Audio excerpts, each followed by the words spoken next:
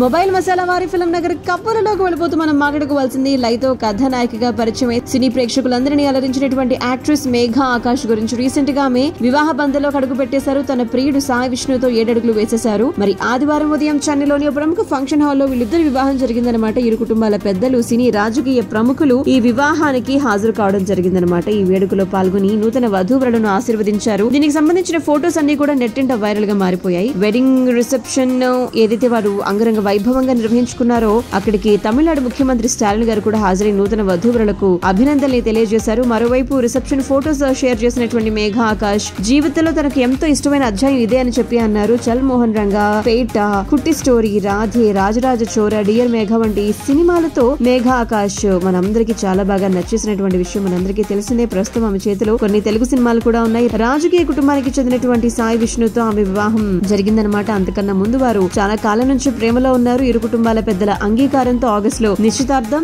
ఇక ఇప్పుడు 7 అడుగుల బంధంతో ఒక్కటవ్వడం జరిగింది.